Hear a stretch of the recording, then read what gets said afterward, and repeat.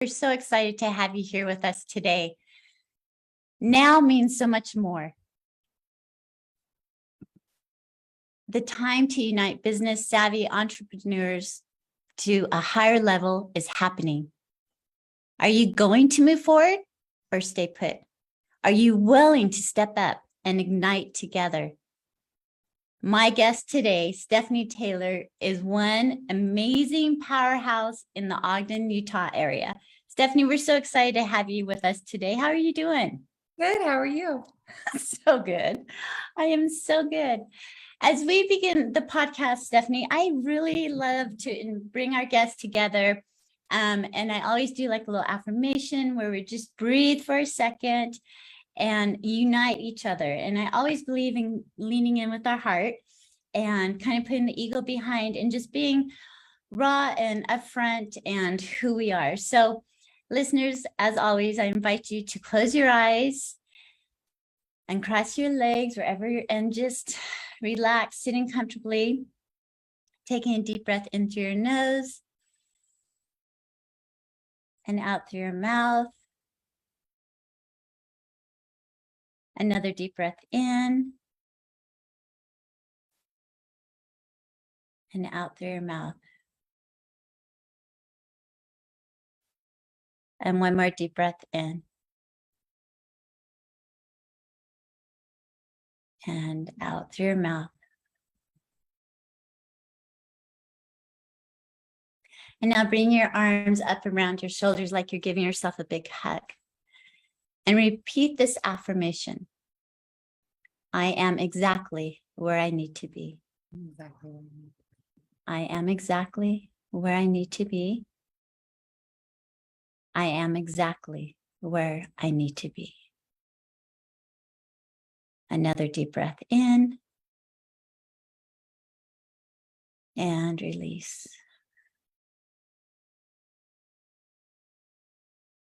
And taking your finger and tapping 3 times on your chest. Accept, accept, accept. One more deep breath in and blow out.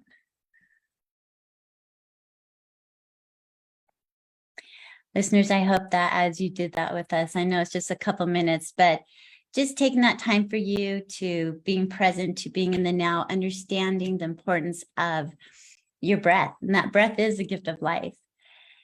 So as we begin, I'm going to do our affirmation cards. And I'm showing Stephanie, listeners, look at my new affirmation cards. And now affirmation cards are done and printed, and you can find them online at Karen@shinenowornever.com. And you can order them, we can send them out. And I'm just so excited because affirmations are something that has reprogrammed my mind in self-taught, self-thinking about who I am and what I am. And it was a journey that I was on for healing.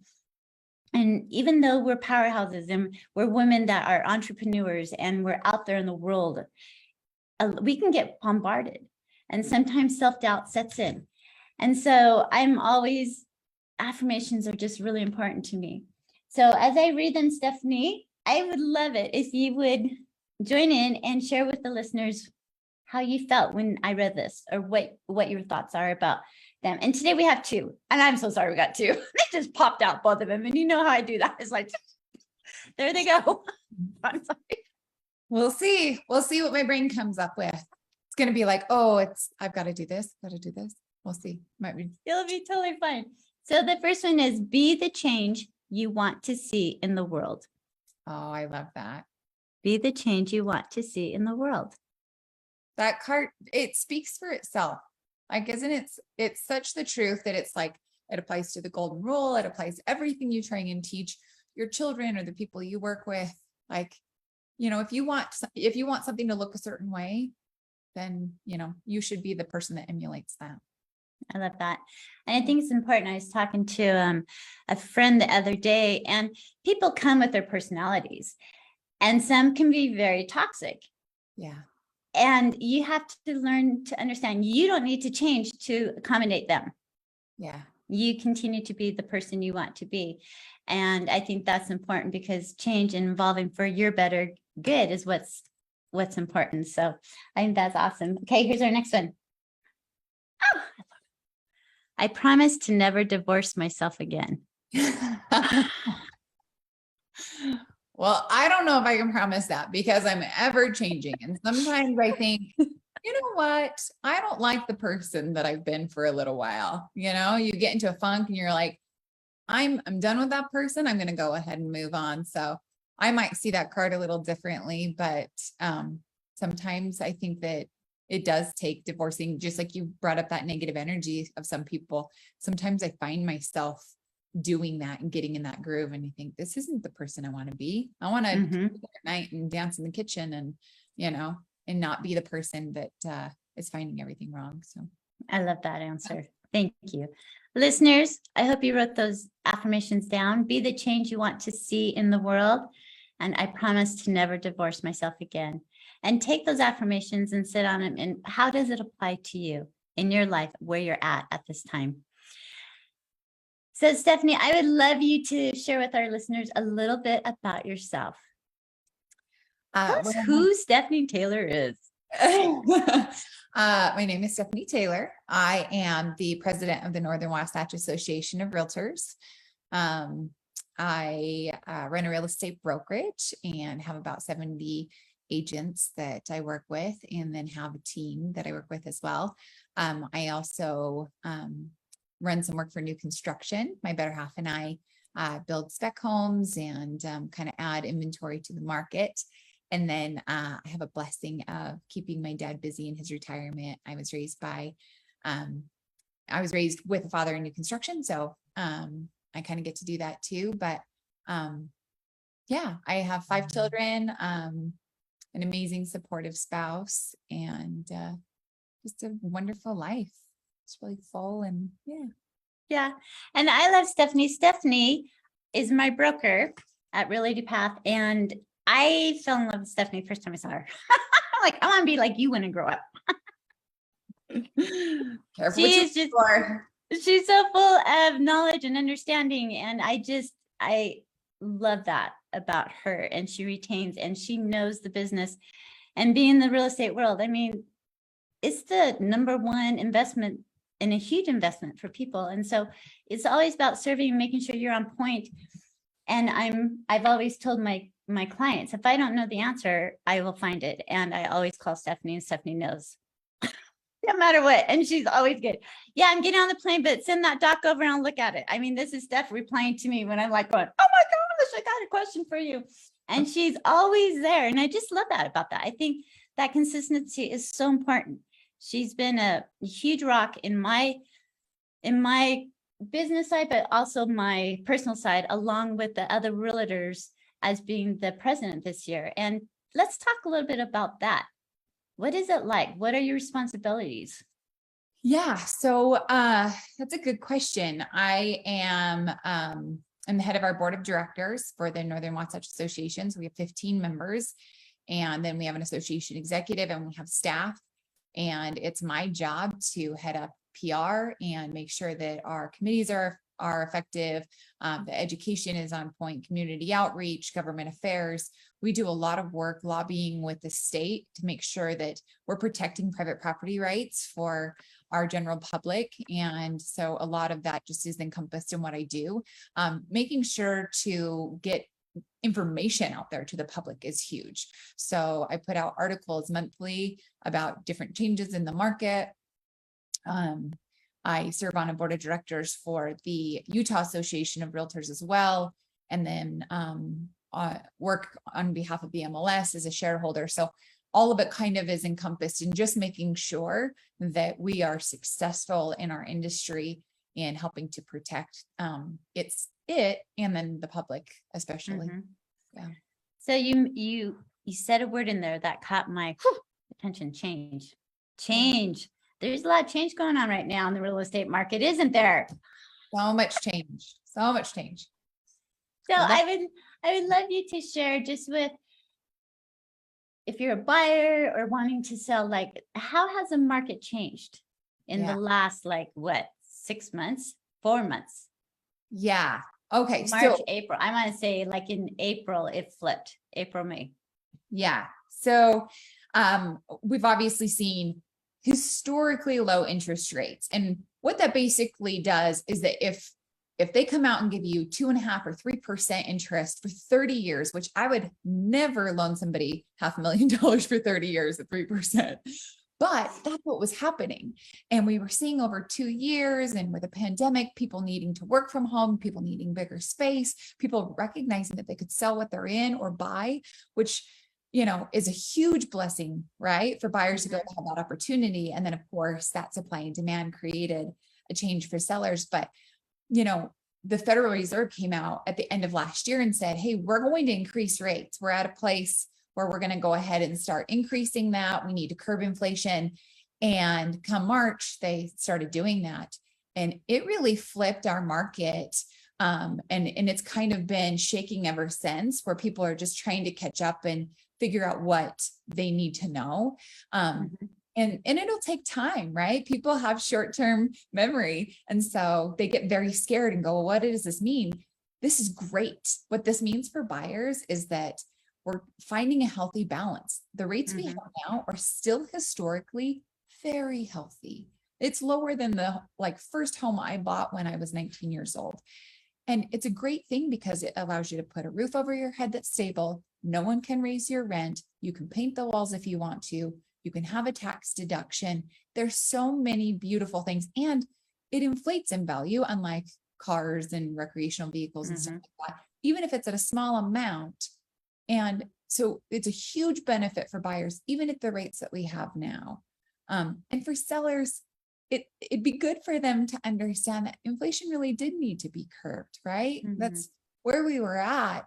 You know, that change was needed so that we can find a healthy balance. And our market now has triple the amount of inventory that we did in March, which is great because people have more options. But now sellers need to be a little bit realistic about what they're selling their home for, because the person who bought the $400,000 house in March at 3% interest versus double the interest rate today, it's $1,000 a month difference in interest or in your payment. So that kicks out a lot of buyers. And it's hard, and that's sad because the people that got into that, into the market and were able to get a home, in my opinion, they should never sell them. Should keep that thing forever. Rent it. Probably an unpopular opinion for those people that want to be able to sell those. But I just think that there's so much value to that. And I think that change is healthy. I think people should be looking at it with a beautiful lens instead of a fearful one. So.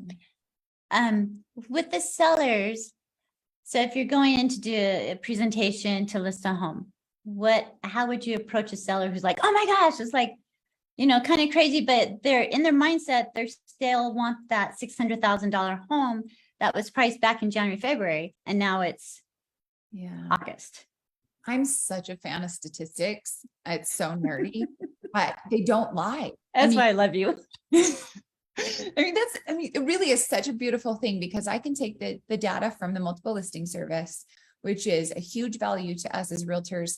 And I can show people how many price reductions that they've had, the homes in the area that they have to compete with. And when you take an active property and show it to a seller and say, this person lives, 3 doors down from you, and their home's listed at this, and looking at the pictures, they have this feature, this, whatever, it helps them become a little bit more realistic. And then, you have to have a hard conversation about the fact that the market is different, and they can either get on board or they can't. It'll take time for sellers to really see that there's that change and why. But they're still getting about 25% inflation over the last 2 years. So if you can imagine the amount of homes that went up 50% in value purely based upon inflation, they're still getting way more for that house than they probably ever thought that they could. Because most of the time when you buy a home, it takes about 5 to 7 years for you to kind of break even on the selling costs and stuff like that. Yeah. And then it's almost like another 7 years to at least double it, like you just said. And people are doubling it in 6 months. Like, it was insane. Yeah. And people are trying to sell a house they bought a year ago. I'm thinking, don't do that. You had 3% a year ago. That makes no sense. Yeah. So, Keep it, just hang on to it. I think that's important.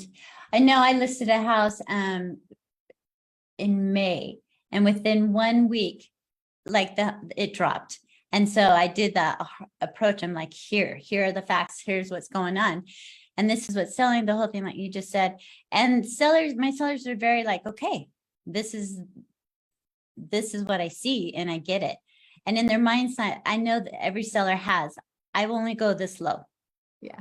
And I think it's important that the communication between the seller and the agent is that. So the agent understands what's their bottom line. My sellers had their bottom line, but then when I brought them the statistics and I said, this is where we're going. And if we don't like bring the house down to the price it should be at, you're going to be sitting on market longer than 2 weeks, 4 weeks, 6 weeks, because things aren't moving like they were. It wasn't like a 24-hour. Well, and what's great about that time on market is that that's actually healthy, right? People got so caught up in selling their home in 3 hours, they don't realize that spending 6 weeks on market is, again, historically very healthy. The right buyer comes in, you have normal negotiations. And so if they're okay with time, then it's all right that they list their home, for right at what the comparables show. But if they're in a hurry, they need to understand that there's a give and take. If you're in a hurry, you need to list it probably below that market value to sell it quicker than your neighbors, because otherwise they have options and they're going to take their time to weigh those. So my opinion is. Yeah, it's been crazy. So how do you, when people are like, oh, we can, go online and sell it with different companies, I don't want to throw out names, and only, do 3% and save us another 3%. So, how do you approach that when people are going that direction, when sellers are going that direction? How do you what information would you give them? How do you help them understand the importance of a realtor? Because people think our job's just, oh, you just put up a sign and write up the contracts and negotiate, and there you go. And you collect a check. And that's just wrong. It's not that way. Yeah. No, there's so many hats that have to be worn. And I personally, I give a resume of everything that I've done in my career, because I want them to know that they're hiring me, right? So it'd be like any other job interview you go to. I want them to have a timeline of my, expertise over the last 15 years so that they can decide for themselves if I'm the right person for them. And then I can show, my own personal stats without antitrust, issues and laws coming into place. I'm not going to disparage anyone else's business. But I can say you get what you pay for. And here's the thing. If I can show you that statistically, the homes that I list sell in this amount of time frame without price reductions, again, with statistics, then I'm showing you my value.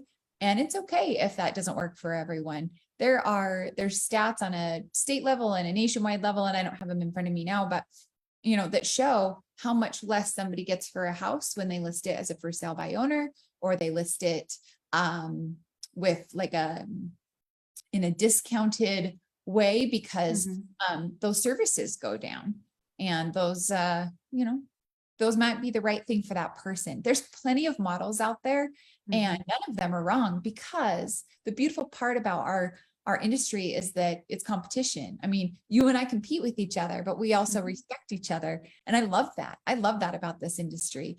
The great thing is, for some people, they don't ever want someone stepping foot into their personal space. They'd rather sell it to a company at 70 cents on the dollar of what it's worth, just to never have somebody walk through. That's right for them. And that's okay. So I always encourage people, if that's right for you, that's okay. There is plenty of business to go around. There's plenty of people that need the opposite service and want a full service person to help get them through that transaction, because it is very emotionally and mentally taxing. And it's hard for people to know all the ins and outs of what they don't know, but that's part of the problem. They may use a company because they don't know what they don't know. And that's okay. They either learn the lesson or they love it.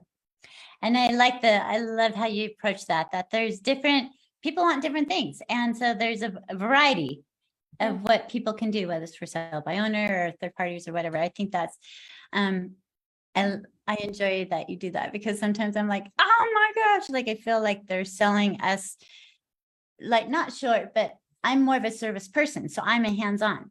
I Right. want to be there with my clients and let them know and reassure and help them get boxes and pack up and just be there for them during that time. Because to me, it's about the relationship building, and not everyone wants a relationship with a realtor. I don't know why. We're wonderful. Well, and that's the thing. I mean, some people are just like, look, this is a transaction. I just need you to do this. You know, here's what's important to me. And that's part of just increasing the professionalism in our industry and figuring out what is important to your client, getting the education to go, okay, well, is negotiating this important to you, or is this important to you? I mean, those are so valuable in any industry, in my opinion, but especially in ours, because you're right. Like you said at the beginning, this is one of the biggest purchases of someone's life in most cases. And we should make it a comfortable one. We should do everything possible so that they're not stressed out at 2 a.m. and unable to sleep and wondering if we're doing our job. You know, we should be the professionals, and then we don't have to worry about anyone else's business model. Yeah, I think that's important. And then communication with your clients, to me, is key. Well, communication in all relationships, whatever, even saying hi to the clerk at the store, like that's communicating, and it's just important to me. But understanding what each of the, like if it's one seller, two sellers selling the house, what they expect from you, Yeah. and asking, what do you want from me? Yeah. And listening, and not being like being in the now, because this is so important, like being in the now, being present with your clients, being present with the person across from you. Yeah. Taking notes and listening what is important and their time frame. And even with buyers, like sometimes buyers, you're showing them 20 homes and they're changing their mind. You're like, what am I missing here? You know, what's going on? I thought you wanted this. Like, okay, let's sit down and let's do a wish list, your top 4 of what you really want. And then it just narrows it down and things like that. But sometimes it's like, you kind of have to like go into it with what is important for your clients. Yeah. And I've noticed that buyers think they know what they want, but it kind of like, you almost can't choose who you love, right? Like you fall in love. I think some people walk into a house and for whatever reason, even if it doesn't check all or any of the boxes they thought they wanted, they fall in love with it. And if they can mentally move into that home, that's what matters. And our job is to facilitate the best possible deal for them, for the home that they fall in love with, even if it is nothing they said they wanted. And, I've shown, a client over 60 homes. I lost count after 60, and all over many counties. And I thought, she does not know what she wants. And when she found the place, it did not check all the boxes, but she's still there, like 6 years later. She absolutely made it into what she wanted. I think for her, it gave her something she didn't know she was looking for, and then she created the rest. And it's so impressive to me because I looked at that situation going, what did I get wrong? Did I not communicate correctly? Did I not listen to what she needed? I really got very introspective about, was I doing my best for her? And then I realized the first time I went to go visit her after she had made some changes, that it was just that home checked some boxes she didn't know she needed until she walked into it. So it all works out, but as long as you're right, communicating and doing our best. So. Yeah. And I have seen when buyers walk into a house and they fall in love, it flows, it feels the feng shui of what it is, and they can see themselves in it and how important that is. Because I've done that with the homes I bought. I walk in, it's like, this is it. I can just feel, it's like, I love this. It's the flow, the ebb, you feel it. And then you create what you want to check those boxes off, which is, I love checking boxes off. It's so important. I do too. That's my whole personality. I love just being able to check some boxes. My kids joke that my favorite hobby is calendaring, which is really so lame. But honestly, nothing feels better than just making sure everything is dialed in and color coded and checked off. And it gives me peace, Yeah. So I think that's really important. I do my list every morning, what I'm going to do. And, and I love that. Before we go into break, Stephanie, what got you into real estate? So my father was a home builder, as I mentioned, and I wanted to work with him. And I thought this would be great. We were really close growing up. I always staked out job sites and, cleaned job sites and did all sorts of stuff. So I got into working with him, and then I kind of branched out from there. And now he's retired mostly, and we keep him busy in his retirement, being our foreman for our new construction. So, Oh, I love that. What age were you when you actually went in and got your realtor's license and went that route? 23. Okay, I was young. 23. You're a youngin. I know. You're a youngin, and I love that. My age now. You what? Just giving away my age now, since I told you I've been doing this for 15 years. But that's okay, because you're a powerhouse at what you do. And I think that's just really important. As you found something that you loved. And I love the fact that your father, you wanted to be with your dad and helping him and learning the business. And you were the grunt man. You were doing the cleaning, you were doing the labor, you were doing all of that. Yeah. And you understand the process of building, which just like opened up your world even more so in the real estate side of it for pre-existing and new build. So true. So true. And I love that. Listeners, you are listening to Now Women Ignite. We're going into a quick break, and we'll be back right after this message. All right, all clear? Okay. Is it 2 minutes? Yeah, it's about like 2 minutes. So, but this is a pre-record, so I mean, just whenever I'm done saving it, we can go jump back into it. Okay. Okay. That sounds awesome. Steph, do you want to pull up those statistics or those facts that we could share if we have time or not? Which stats? Like kind of the market of where we're at, like homes on market now compared to what it was or anything like that. Let me see how quickly I can get those. Okay. I have to generally generate a report from. Okay. But you know what? I might be able to get like a bird's eye view from the UAR, because they post them on their front page. Okay. Little market snapshot. Let's see. Let me take a picture and then I'll have it in front of me.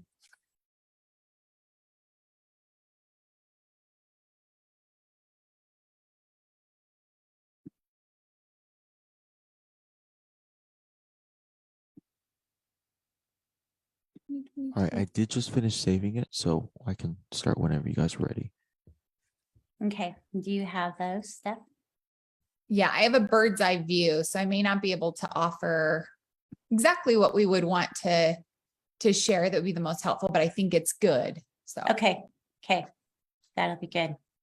All right. We are ready. Okay. All right, here we go with the countdown, you guys. Here in 5, 4, 3, 2. Listeners, welcome back to Now Women Ignite. This podcast is bringing women together in all aspects of life through entrepreneurship, coaching, business-wise, learning to get along, learning to not compete, but not endure either, but just be there. No more comparison, just allowing us to be the individuals we are, the powerhouses that we are, and bringing the Wasatch Front in Utah together. I just am so excited with this podcast, and I'm focusing on the women in the local area and women who have empowered me, who have guided me and directed me. And I just, even though I'm enthralled with them, they've added to me to make me a better person, and being able to learn and grow from other women, I think is so empowering. We as women are wonderful. And I feel the strength within all of us every time I meet someone new. And I just think, oh my gosh, what a beautiful person, what a beautiful human, what a beautiful woman. And bringing us together. And this podcast is all about that. And I always invite you, if you know someone who wants to be on my podcast, if you want to be on my podcast, reach out to me at Karen, Karen at shinenowornever.com. I just went blank, with what my email was. So my apologies, but there we go. And before we went into break, my guest today is Stephanie Taylor, and she's in the real estate. She's a broker. She's my broker, and I love her.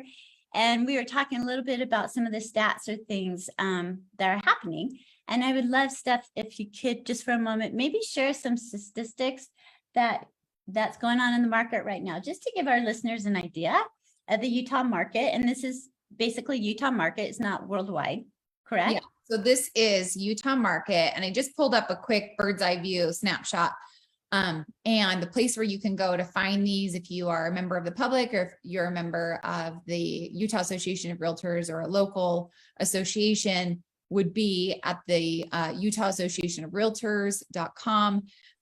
So it shows for home sales a 1-year change that we're down in actual sales 25.1% as of this month. So basically a quarter of our sales dropped off. And that makes sense based upon the interest rates that we talked about. It's way harder to get deals closed when people are spending at those inflated prices and now higher interest rates. And then home prices are up 17.8% from last year. So a little bit smaller than actually where they thought we would be. So we get most of our stats from the Ken Garner Institute at the University of Utah. And it's incredible the information that they have and where they pull it from. But basically, they said we're going to have 24.8% inflation on average over the last 2 years. And we believe that that's going to continue until the government comes out and says, hey, we need to increase these rates and curb some of this. So they did that. And it looks like we're at 17.8%. So that's good. It's trending down, but not plummeting. I know a lot of people right now are in this fear mindset of the fact that, oh my gosh, there's, like interest rates have gone up. There's this affordability, but we're still at a really healthy inflation. Expect that, at least in my opinion, and what I'm hearing from different economists, for that to decline a little bit. And again, my opinion, we should want that, right? We should want that inflation to balance a little because everything becomes more expensive. And let's be honest, our incomes aren't going to keep up with all of this inflation. So we should be encouraging that. And then the homes for sale went up 90.7% in 1 year. So, wow. So as of the last time I checked stats before this one, we had tripled the inventory, but we're up 90%. So that's crazy. Yeah, that's really, really crazy, but it's good. It's great for buyers. They have lots of options. So to me, the most important thing that they can do is to make sure that they work with a professional realtor who knows what they're doing, who can show them their successes and help them negotiate a good deal. There are options to buy down rates. There's options to do Utah housing, which is 100% financing. There's a lot of amazing options for buyers out there so that they can take advantage of the fact that there's now double the inventory. Yeah. I mean, that's statewide. In some places it's, higher, lower, and the fact that they now don't have to give up most of the negotiating power to get into that home. So huge benefits. Just encourage everyone to find a local realtor that is actually a professional that can help them do what it is that they want to do, get into the home of their dreams. And I know I'm rambling, but sometimes buyers get so caught up in the home of their dreams that what they forget is it might just be getting into the market that's the most important part. Sometimes people don't want to live with 1 bathroom, but I'll tell you, if you can afford a house that's 3 bedroom, 1 bath and 1,000 square feet, and it's nothing you want for the long term, but it gives you a stepping stone, it's just like anything else in life. That might be the home that builds wealth over time that you can then use as a rental and buy another home. You can use it to sell and use the money from it to buy a better home in the future. There are so many wonderful options. So changing the mindset of having I need everything I've ever wanted right now, and I need it at this price, and I need to push this budget might be the wrong way of looking at it. It might be, okay, well, what would make me happy enough now? What would be healthy for my family, prevent us from having, our rent go up next month or having to move again or whatever it might be that disrupts your life. And then decide if it makes sense for you right now. I think that's important. I think the millennials are kind of struggling in the point where they want their dream home because they've come from a place where maybe they were given everything, or I look at my grown kids, and as parents, we enabled our kids. I'm sorry, I enabled my kid. I'm being upfront here. And as parents, we did that because we want, as the next generation, we want them to have more than what we had growing up. And I think it's just that philosophy of that. But then there comes a point where their mindset is like, well, I want this because that's the house I grew up in, and that's what feels like home, and it's this big, and da da da. And it's like helping them come into perspective. What?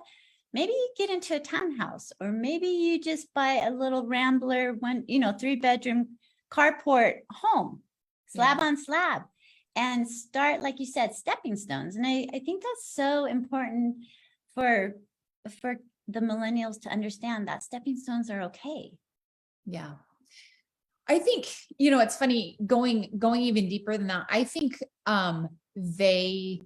you get one of two sides. And generationally, this isn't an opinion. This actually comes from a class that I took about different age gaps and the way that they see the world based upon how they were raised and their influences. And what's really fascinating is that they want something that's very nice, easy to maintain, close to all of the stuff that they want to get to. And a millennial, again, based upon this information, not my opinion, would rather have one car instead of two, live in a nice condo or townhome, that's close to downtown, instead of trying to have something where they have a lot to maintain.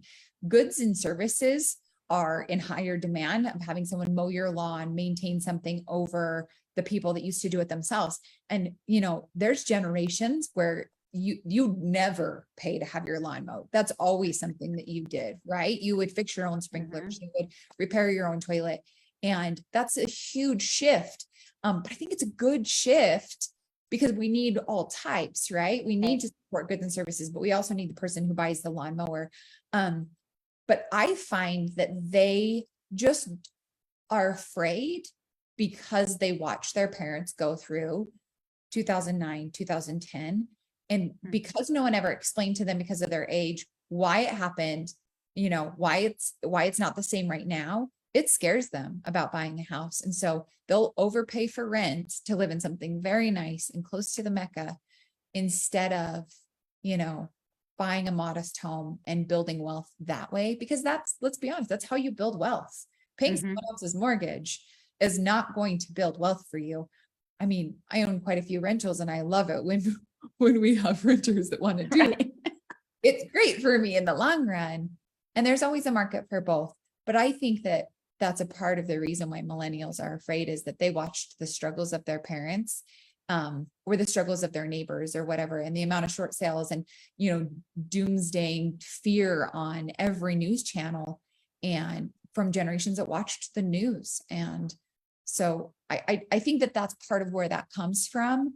And I think there's a shift as they get older. I mean, I'm technically, I think, called a senior millennial. I don't know at 38 what I'm called, but it is funny because I don't match, most stereotypes.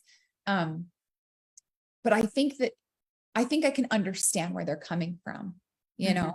My father, being in home building, had millions of dollars of land and specs. And when the market crumbled, there was banks going out of business that he had lot loans with. And they're saying, well, we're going out of business. You need to find somebody else to loan on that. Otherwise it gets taken from you, even though you did nothing wrong. That's a traumatizing. And the only way that didn't scare me out of, buying my own home is that I was able to look at the information because of my personality, look at the statistics, figure out why this is different. And, so I get it, but you're right. We do enable our children a lot. I try not to. It's very hard, but I have 5. So sometimes I get really tired. The oldest one is, at a place where he's going to college and getting a degree in engineering, and he's so responsible. And I think, gosh, we did everything right. But we still have 4 more to see it. I don't know. They could prove us completely wrong. We're going to find out. So I don't know. And that's the joy of it. That's just the fun of it. It's like, you're like, woo, and my kids have all turned out great. They're giving back to society. And that's, to me, what it's about. You want your children giving back instead of taking, continue to take, right? You want them to be able to give back. And I think that's really important. Steph, how do you help others succeed?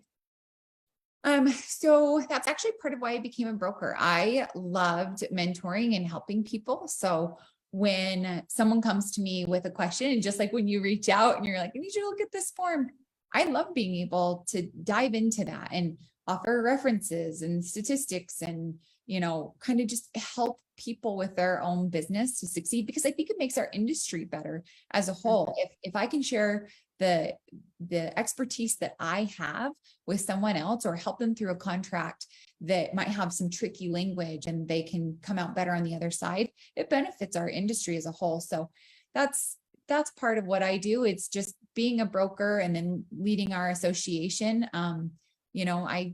I worked really hard to be a person that would want, people would want to elect to that position, Mhm. because I want to be able to help them and help our industry as a whole. And I love it because you're on point. You are actually doing what you say you're going to do. And being in that position, I think it's so important that people are doers and true to who they are, true to their word, and helping the whole industry. I mean, I'm always so, yeah, Stephanie's my broker and she's the president of that, and they're like, what? I think it's so great. I know there's people might ask you, like, what makes you who you are? Like, what makes Stephanie Taylor? Honestly, I don't know. I don't know how to answer that. It's so funny because I wake up every day with this insatiable need to check off, stuff like we talked about, right? Yeah, our calendar. It's very important for us. Yeah, I want to move stuff around on my calendar, figure out how to get the best stuff done. But it's incredibly important to me not to fail. And I don't know where that comes from. I could probably dive into my childhood, but I really feel like it's just this drive to make sure that I'm the best at what I'm doing and that I say, do what I say I'm going to do. And I think that just, the rest just kind of falls into place. And you've always been that way, correct? Even when you were younger? Yeah. Yep. I was diagnosed with obsessive compulsive disorder at a pretty young age. And I was always very structured. It was a little exhausting for my parents, but it's turned out to be something that I've figured out how to harness into something that helps me to be successful. And it's nice. And I think that's important, understanding like your personality traits and what I'm all about leveraging, like I am who I am. I love the fact that your statistics and that where I'm not. Yeah. Because to me, it's more about feeling or whatever. But in this industry and what we do, I think it's really important, and knowing our personalities. And if I don't have the facts or the answers, I find someone that does. Yep. Someone I trust. That makes you good at your job, because there's a lot of people who would rather wing it than figure out the information. So it's amazing that you go and you look for that, because part of being a realtor and our code of ethics is that we're going to be able to offer the best information possible to our clients. And if we're not the expert at it, that we tell them that we're not, but that we find that for them, or that we find the right person for them if we're not that right person. So it takes all types. You are amazing at creating connections with people and loving you instantly, and this energy about you. And, I wish I had more of that. My personality doesn't quite flow, in my opinion, the same way. And I always strive to be more like that. I strive to have a much more relaxed way about me. And it's a constant effort. So yeah. Well, I think we find the balance, right? You find the balance, and you're just, and it's a constant balance. Yeah. Which is, it's constantly, the balance is always is moving up, and just being aware of that, I think, is so important. I know you've heard me speak about labels and certain labels. And I just think I want the women who are listening to understand there's some labels that aren't like the best. Yeah. And have you ever felt like you've been labeled a certain way that you might have taken that label on, and then down the road realized, nah, that's not me? And kind of like, I'm getting rid of that label or that thing people think I am, and becoming and evolving who I want to be. Yeah. I try not to look at the negative labels and take those on, because we all have different perspectives of people, right? And Mhm. so what's beautiful about that is that I can look at the successes I have, and I can have good days or I can have bad days. But for the most part, I can go, you know what, like what they think is not my problem. If it's my client and it's someone I'm responsible to, rather than, family or someone in the industry, I respect if somebody has, something, a criticism they want to give me that I can work on, as Mhm. long as it's constructive. But for the most part, I feel like unless I need to live up to something for that person, it doesn't behoove me to worry about what they think, because they could think it for a lot of different reasons. And that takes more energy than I have, honestly. And I think that's such a healthy perspective on it. And I love that, because to me, that's what, you know, at the end of the day, it doesn't matter what anyone thinks about you except you. Yeah. And I do like the constructive criticism Yeah. and people, but then you can still decide, well, do I really want to work on that? Or do I want to, I mean, you have the choice, or just kind of say, that person doesn't really know the full me, Yeah. but I'm grateful he was able to speak and tell me what he thought. Yeah. Yep. If it's my spouse, if it's my children, if it's someone, close to me that understands who I am and they need me to do something differently, I'm all about making myself a better person, especially Mhm. them, because I care about them deeply. But yeah, I agree. You can make that choice, because sometimes people have a whole lot of opinions that maybe are just unkind. Yeah. Sometimes our There world, may the world's been kind of mean the last couple of years. I feel like we're finally getting to a place where we can kind of come out of that. So I know. I think it's going to be evolving is always good, right? Moving forward, moving up. It's funny. One of my past clients, they talked about pivoting, like with COVID, and how people had to like really pivot and figure it out. And I started laughing. I go, well, when I think of pivoting, I feel like I'm on the basketball court and 1 foot stationed, and I have to go, like, I felt like I was doing circles, like I'm pivoting around and around and around, nothing's going on. And she goes, well, you pivot upward, you move up, like pivoting up the ladder, moving up the ladder instead of on the little wheel going around, around, around. And I thought that was something that was that kind of just clicked with me, going, sometimes we feel like we're on this wheel and we can't get off. yeah. Have you ever felt that? And if so, were you able, what helped you, like, wake up moment, like, oh my gosh. So something that I like to do with my 15-year-old daughter, who could find the negative in anything. Sometimes I'm like, I don't know who you were raised by, but is pivoting to the positive. So when she'll digest her day, and she literally will tell me everything down to like the salad she had at lunch. It's a lot.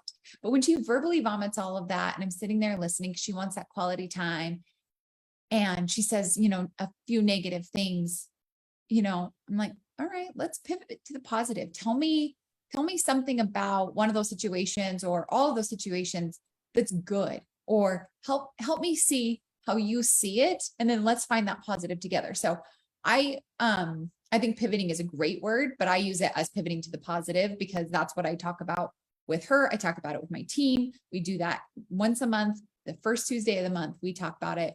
And, there's a lot of stuff in this industry that can be difficult. There's a lot of, things that can get you down, as with anything in life. Right. And so we talk about, like, what's one thing you did this month where you pivoted to the positive.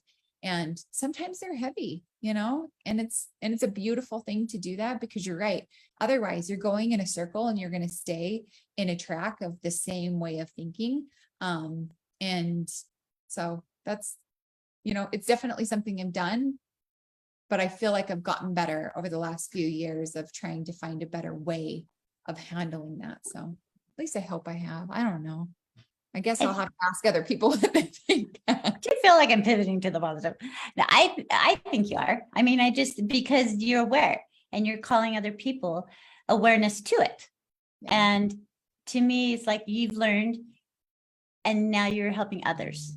And I'm a learner, like I love learning and trying new things and just bettering who I am as a person and things like that. And then I want to be able to help other people in doing that. And I think that's what you're doing when you're bringing that pivot to the positive. I just wrote it down, pivoting to the positive is going up on my wall because I love that. It's important that you pivot to the positive. And I feel like I'm a very positive person.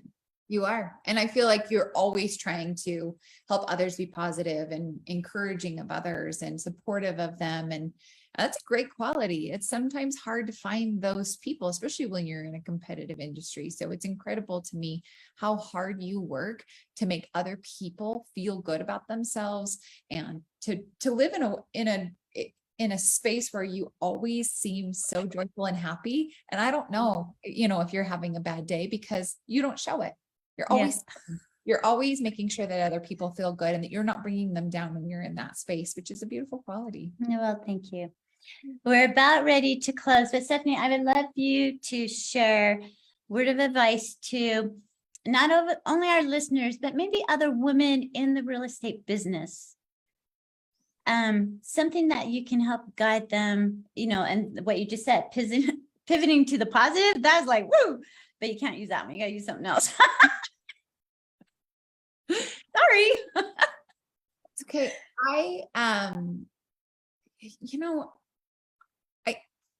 I think, and this is my own, personality. I think getting involved in anything that is government affairs is huge in our industry, and anything in education. The more educated you are about our industry and things that are important to your business, the better off you're going to be and the more successful you're going to be. And we're always trying to find ways of like, how do I do this? How do I do this? Get the education. There's resources with the National Association, the Utah Association, your local association. There's people in our industry that are always holding classes. Get certifications, get designations, do things to get involved and understand why this is so important and how you can be the very best at what you do. Because when you are, the rest just comes naturally. I don't have to worry about, is this client going to call me or is this going to happen? Because I feel like I'm doing everything on a daily basis to make sure that I give back to my industry. So that's what I encourage other people to do, women or not. I encourage them to go and get the education and be the best at what they do. And then the rest will follow. Mastermind with people, appreciate other people's successes.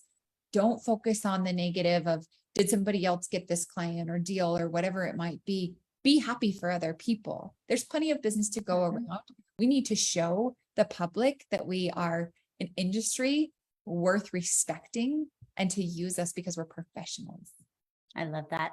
Listeners, I hope you will remember that. Be the best you can in what industry field you are in. Continue with your education. Remember our 2 affirmations today. I promise to never divorce myself again and be the change you want to see in the world. Thank you for joining with us today, Stephanie. Thank you for being with us on this podcast, Now Women Ignite. Have an amazing day, and thank you for being here now. Until next week, sending you all love and light. All right, we're all clear. Okay, thank you. Thank you. No problem, Karen. Yeah. All right. Well, you ladies have a great rest of your day and take care. You too. Thanks. Bye. All right. Well, thanks, Steph, for doing that with us. I'm like the world. I hope it was Who else helpful. is in here? Oh, I loved it. Yeah. Did you feel like you got everything across that you wanted to share with people? I think so, and this will come out September 7th. That's when I need to plug it, right? Yeah. Yeah. I think it's so important for the public to be finding